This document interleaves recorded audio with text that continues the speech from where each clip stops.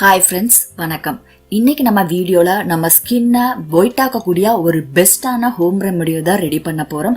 So இந்த home remedy பார்த்தீங்கன்னா இதுக்கு தேவையான பொருட்கள் எல்லாமே ரொம்ப ஈஸியான பொருட்கள் தான். இந்த ஹோம் ரெமெடியை நீங்க ஒன் டைம் யூஸ் பண்ணும்போதே இதுல நல்ல ரிசல்ட் இருக்கும். ஸோ இந்த ஹோம் ரெமெடி எப்படி ரெடி பண்ணலான்னு பார்க்கலாம். ஃபர்ஸ்ட் இதுக்கு தேவையான பொருட்கள் என்னன்னு பார்த்துடலாம். மைதா மாவு, உருளைக்கிழங்கு ஜூஸ், கற்றாழை ஜெல், விட்டமின் இ கேப்சியூல்.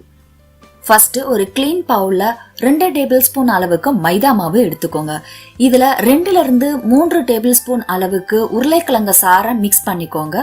அது கூட 1 டேபிள் ஸ்பூன் அளவுக்கு கற்றாழை ஜெல் நீங்க மார்க்கெட்ல விற்கிற கற்றாழை ஜெல் யூஸ் பண்ணலாம், இல்லைன்னா வீட்டுல உங்களுக்கு ஃப்ரெஷ்ஷா கிடைச்சிச்சுன்னா நீங்க அதை யூஸ் பண்ணலாம். இது கூட ஒரு விட்டமின் இ கேப்சூல் ஆட் பண்ணி நல்லா மிக்ஸ் பண்ணிக்கோங்க. இப்ப நம்மளுக்கு நம்ம ஸ்கின்னை ஒயிட் ஆக்கக்கூடிய ஒரு பெஸ்டான ஹோம் ரெமெடி ரெடி ஆயிடுச்சு. இதை நம்ம ஸ்கின்னுக்கு அப்ளை பண்றதுக்கு முன்னாடி நம்மளுடைய ஸ்கின்னை நல்லா கிளீன் பண்ணிட்டு இதை நல்லா திக்கான லேயர் மாதிரி அப்ளை பண்ணிக்கோங்க. நல்லா ட்ரை ஆனதுக்கு அப்புறமா வெதுவெதுப்பான தண்ணியில வாஷ் பண்ணிருங்க. ஸோ இந்த பேக் பாத்தீங்கன்னா நீங்க ஒன் டைம் யூஸ் பண்ணும் போதே நல்ல ரிசல்ட் கிடைக்கும். ஸோ இது dark patches and dark spots remove பண்ணி நம்ம ஸ்கின்னுக்கு நல்ல க்ளோயிங்கும் நல்ல ஒரு கலரும் கொடுக்கும். இந்த பேக்கை நீங்க முகத்துக்கு மட்டும்தான் யூஸ் பண்ணணும்னு இல்லை, நீங்க பாடி ஃபுல்லா கூட யூஸ் பண்ணலாம்.